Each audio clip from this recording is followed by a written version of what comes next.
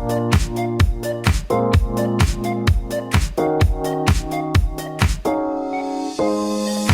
how's it going guys? This is Dave 2D and this is my review of the ASUS TP200. So I've done quite a few reviews of hybrid devices, like the whole 2-in-1 thing, and for the most part, they're pretty expensive. Some of them are even over $1,500, but this one's a relatively inexpensive option that's offered by ASUS.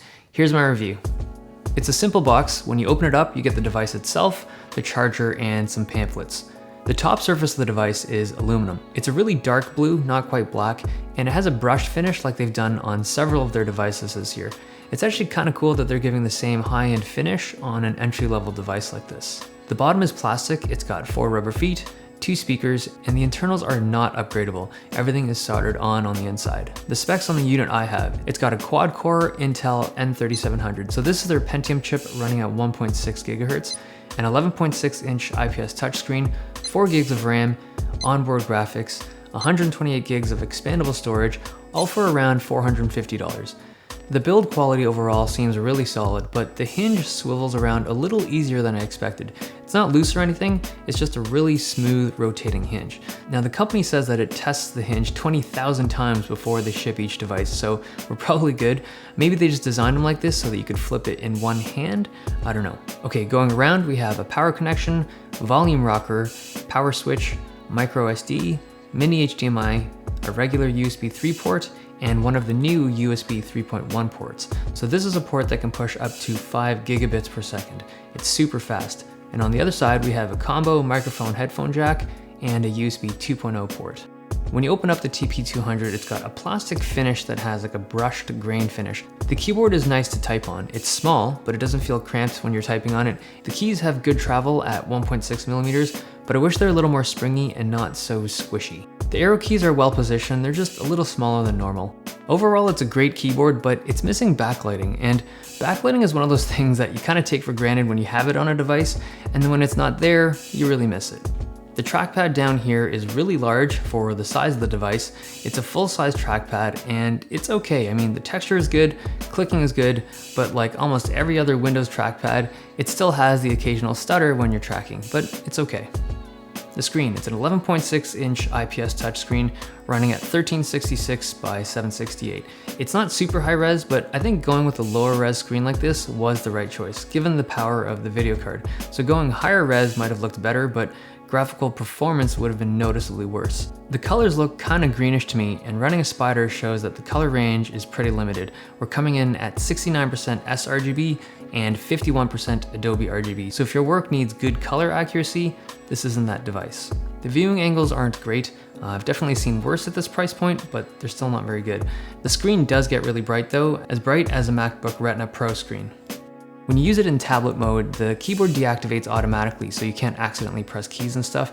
It's really comfortable to use. My issue with a lot of 2-in-1 hybrid devices or flip devices is that they're often cumbersome to hold. They're just really heavy in tablet mode. And the TP200 is pretty light. It's 2.6 pounds, and because it's an 11.6-inch screen instead of like a 13-inch screen, it's just really ergonomic. So if you think about it, a tablet with a 13-inch screen, I mean, it's really cool on paper, but it's really big. Like even the iPad Pro isn't even that big. So this has a smaller footprint, it's comfortable to use in tablet mode.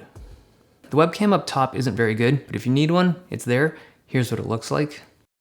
The speakers are surprisingly good. They're reasonably loud and they're pretty clear. Here's what they sound like.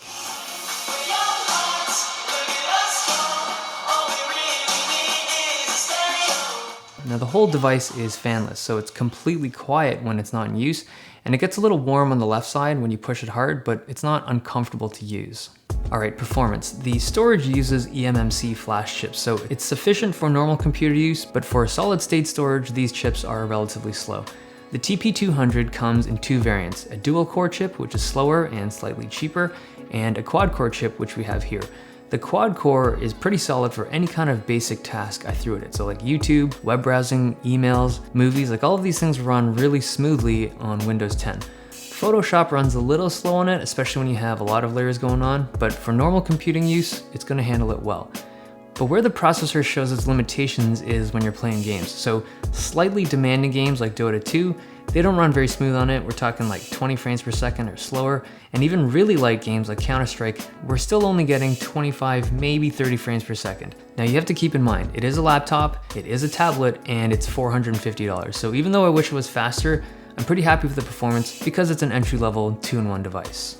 The battery life is okay, it's not great. It's a small battery at 38 watt hours and they advertise an 8-hour battery life, but with regular use, just browsing the web, watching some YouTube stuff and doing some emails, I was hitting 5 hours with the screen at 80% brightness. Watching movies with screen also at around 80%, I was able to get 5.5 hours, a little bit more. I mean, these numbers aren't bad, but on a 2-in-1 device, battery life can be really important for some users, and I was hoping to get closer to the advertised 8 hours. Okay, for $450, I would consider this a good purchase if you're gonna make use of the 2-in-1 functionality. As a laptop, it's pretty good, solid keyboard, and as a tablet, also very solid because of the reasonable weight. But there are things I don't like about it. The battery life, I wish it was a little bit better, but more importantly, the performance of the CPU. It's very mediocre, and at this price point, I can't really complain. But that's why I mentioned the importance of 2-in-1, because if you're gonna use it just as a laptop, there are other devices at this price point that I would recommend that aren't convertible, they're just straight up laptops. But if you are gonna make use of the 2-in-1 option, I think this is a good option. That's the end of the review. Hope you guys liked it. Thumbs if you liked it, subs if you loved it. It's been nice, and I'll see you guys next time.